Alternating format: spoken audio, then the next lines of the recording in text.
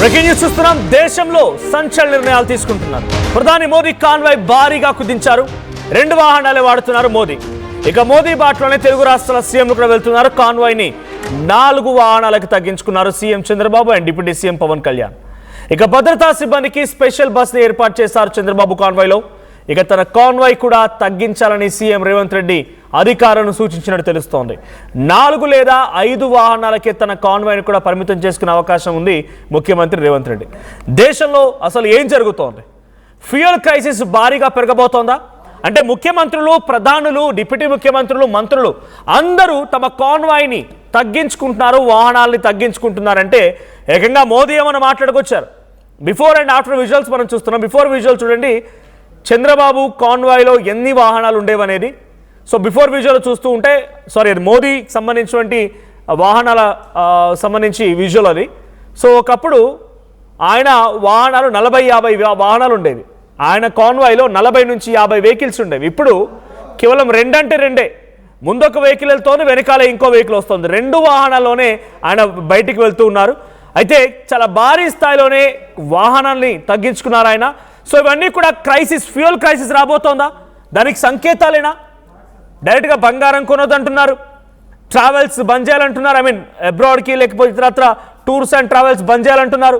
కంట్రోల్డ్గా మీరు డబ్బులు వాడుకోవాలంటున్నారు. ఆ తర్వాత వాహనాల్ని కూడా తగ్గించుకోవాలనుకుంటున్నారు. పెట్రోల్, డీజిల్ వాహనాల్ని కూడా మీరు వినియోగాన్ని తగ్గించుకోవాలని చెప్తున్నారు. ఇదంతా కూడా త్వరలో భారతదేశంలో ఎదురు కాబోయే క్రైసిసేనా? భారతదేశంలో ఫ్యూయల్ క్రైసిస్ రాబోతోందా? భారతదేశంలో ఇంకోవైపు పెట్రోల్, డీజిల్ ధరలు అమాంతంగా మరొక 1-2 రోజుల్లో ఆకాశాన్ని తాకే అవకాశం ఉంది. 5 నుంచి 10 రూపాయల వరకు పెరిగే అవకాశం కూడా కనబడుతోంది. వాటన్నిటికీ సంకేతాలు ఇప్పుడు మనకు చాలా క్లియర్గా వాళ్ళ కాన్వాయ్ని తగ్గించుకోవడం, వాళ్ళకి సంబంధించినటువంటి వాహనాలని తగ్గించుకునేటువంటి అంశాలను మనం చూడొచ్చు. ఒకసారి మోదీ హైదరాబాద్ వేదికగా సభలోనే మాట్లాడుకొచ్చారు. ఈ కాన్వాయ్ని తగ్గించుకోవాలి, బంగారం కొనొద్దు, డబ్బులు పొదుపు చేసుకోవాలనేది. ఒకసారి ఆయన ఏం మాట్లాడారో చూద్దాం.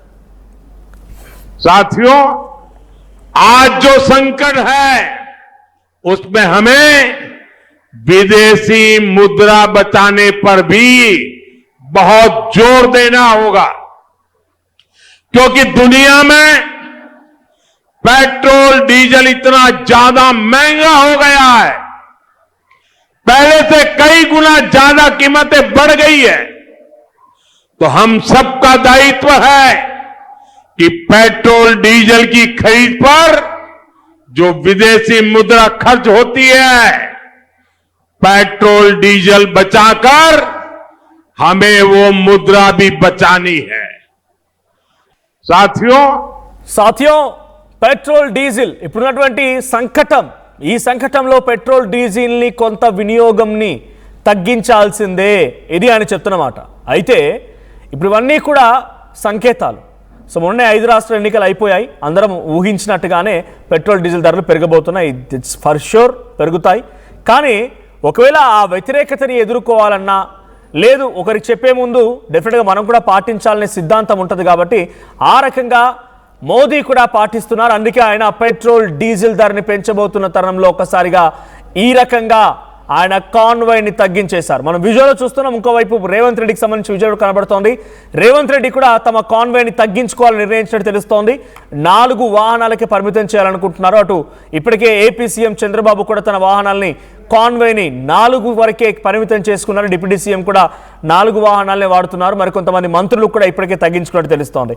ఏదేం జరిగినా ఈ స్థాయిలో క్రైసిస్ వస్తుందా అనే అనుమానాలు రావడానికి ప్రధాన కారణం వాళ్ళ కాన్వాయ్ని తగ్గించుకోవడం, వాళ్ళ యొక్క వాహనాన్ని, కాన్వాయ్ సంఖ్యను తగ్గించుకోవడంతో ఇది డెఫినెట్గా కన్ఫర్మ్ అయినట్టుగా అంతా భావిస్తున్నారు.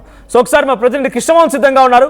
కృష్ణమోహన్, ప్రధాని, ముఖ్యమంత్రులు, మంత్రులు అంతా తమ కాన్వాయ్లోని వెహికల్స్ తగ్గించుకుంటున్నారు. ఇది ముమ్మాటికి క్రైసిస్ ఉందనేటువంటి సంకేతం ఇస్తోంది. దీంతో పాటుగా పెట్రోల్, డీజిల్ ధరలు పెరగబోతున్నాయి రకం కూడా అర్థమవుతోంది. ఏంటి ఈ తగ్గించుకోవడం అనేది?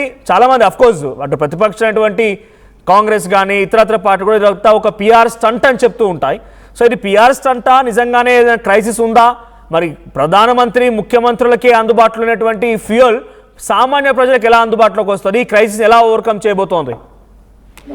డెఫినెట్ గా ఇది ఒక పెద్ద క్రైసిస్ లాగే కనపడుతుంది. రాబోయే రోజుల్లో భారతదేశంలో ఒక ఎకానమికల్ గా కావచ్చు, లేకపోతే ఈ డీజిల్ పెట్రోల్ ధరకు సంబంధించిన ఆహారం కావచ్చు, నిన్న ఆ బంగారానికి సంబంధించిన జిఎస్టీ పెంచడం కావచ్చు, ప్రధాని స్వయంగా చెప్పడం బంగారం కొనొద్దు అని చెప్పడం, తర్వాత తన కాన్వాయ్ని ఓన్లీ 4 వాహనాలకి తగ్గించుకోవడం, తర్వాత దాన్ని ఫాలో అవుతూ ముఖ్యమంత్రులు, మంత్రులు అందరూ కూడా కాన్వాయ్ని తగ్గించుకోవడం, పెట్రోల్ ఇవన్నీ అంటే కొంత 50 రోజులు చాలా బ్యాడ్ గా ఉండబోతున్నాయనే ఒక ఇండికేషన్ ని ప్రధానమంత్రితో సహా అందరూ ఇవ్వబోతున్నారు. అది చాలా కీలకమైన అంశంగా మారబోతుంది. మనం క్యాజువల్ గా ఏదో ఇది ఒక స్టెంట్ అనుకోవచ్చు, లేకపోతే స్టెంట్ అనుకోవచ్చు అని కాదు. అసలు వాస్తవ పరిస్థితులే భారతదేశ పరిస్థితులు కేవలం ఒక రాష్ట్రానికి ఇంకో రాష్ట్రానికి సంబంధించిన వ్యవహారం కాదు. మొత్తం పరిస్థితులు తారుమారు కాబోతున్నాయనే ఇండికేషన్స్ క్లియర్ గా కనపడుతున్నాయి. ఎక్కడికక్కడ మన కానీ చూసుకుంటే నిన్న మోడీ చేసిన ఒక్క ప్రకటనతోనే మొత్తం వ్యాపార వర్గాలు మొత్తం కూడా స్తంభించిపోయాయి. ఒక్కసారిగా షేర్ మార్కెట్ మొత్తం కూడా దాదాపుగా 1,60,000 కోట్ల రూపాయలు ఒక్కసారిగా కుదేలన్నాయి. సో ఇటువంటి సిచ్యువేషన్స్ కొంత డేంజర్ బెల్స్ ని మోగిస్తున్నాయి. మనం వాస్తవంగా ఈ ఆహారాన్ని కొంత సీరియస్ గా పరిస్థితిని ముందుగానే అర్థం చేసుకోగలగాలి. ముందుగా అర్థం చేసుకుంటున్నారు కాబట్టి ప్రస్తుతం దిశగా చర్యలు చేపట్టాలనేది ప్రధానమంత్రి మోడీ కార్యరూపణ. అందుకే కొంత సీరియస్ గా ఆయన ఏ ఆహారాన్ని అంత ఓపెన్ గా భయపెట్టే పని చేయడు. ఆయన అప్పటికప్పుడు స్ట్రాటజిక్ గా సాయంత్రానికి అప్పటికి ఒక డెసిషన్ ఇస్తే మొత్తం రోజుకి అది ఫాలో అయితే విధంగా అనుసరిస్తున్నారు. అందుకే జనరల్ గా ఎటువంటి విపత్తు లేదా ఎటువంటి క్రైసిస్ లాంటివి వచ్చినప్పుడు ప్రధానులు, ముఖ్యమంత్రి ధైర్యంగా ఉండమని ధైర్యాన్ని చెప్తూ ఉంటారు. పబ్లిక్ లో ఒక మోటివేషన్ క్రియేట్ చేస్తూ ఉంటారు. కానీ మోదీ, ముఖ్యమంత్రులు అందరూ, ప్రజాప్రతినిధులు లేకుంటే పబ్లిక్ చేత ఎన్నుకోబడ్డ వాళ్ళంతా కూడా ఇప్పుడు ఈ క్రైసిస్ ని ఓవర్కమ్ చేయాల్సిన సిచ్యువేషన్కి ఒక మార్గాలు వెతకాల్సిన సిచ్యువేషన్ నుంచి వాళ్ళే పాటిస్తూ తగ్గిస్తున్నారు. కాన్వాయ్ సంఖ్యను తగ్గిస్తున్నారు. 2 రోజుల పాటుగా ఇది ఉండబోతోంది. మోదీ 2 వాహనాల్లో వెళ్తున్నారు. ఈ 2 వాహనాల ప్రక్రియ ఎప్పటికీ పర్మనెంట్ గా ఉంటుందా? అంటే ఈ క్రైసిస్ ఓవర్కమ్ చేసేటువంటి ప్రయత్నం ఏది లేదంటారా? అంటే ఇంకొక 1 సంవత్సరం రోజుల పాటు ఇటువంటి పరిస్థితులు ఉండే పరిస్థితి అయితే ఉంది. మోడీ 2 వాహనాలు 4 వాహనాలను పోతున్నారు. చంద్రబాబు 11 వాహనాల నుంచి 4 వాహనాలకి ఆయన కూడా తగ్గించుకున్నారు. మంత్రులు ఆంధ్రప్రదేశ్ లో మంత్రులు నారా లోకేష్ అయితే కేవలం 1 వాహనంతోనే వెళ్ళిన పరిస్థితి. సో పవన్ కళ్యాణ్ 3 వాహనాలకి వచ్చారు. అంటే ఇవన్నీ కూడా కొంత క్రైసిస్ కి ఇండికేషన్స్ ఇస్తున్నారు. అరే బాబు, రాబోయే పరిస్థితులు కొంత గట్టిగా ఉంటే మనం కూడా పబ్లిక్ కూడా మారాలి, పబ్లిక్ కూడా కొంత ఆలోచన ధోరణి. ఎందుకంటే నాయకులే ముందు దాన్ని ఫాలో అయితే పబ్లిక్ కూడా ఫాలో కావడానికి ఈజీగా ఉంటుంది అనే ఒక మెథడాలజీ మీద ఆధారపడుతున్నారు. ఆ దిశగానే ముందుకు వెళ్ళాలని ఒక ఆలోచన చేస్తున్నారు. సో ఇప్పుడు మనం వ్యవహారాన్ని సీరియస్ గా చూసుకుంటే రాబోయే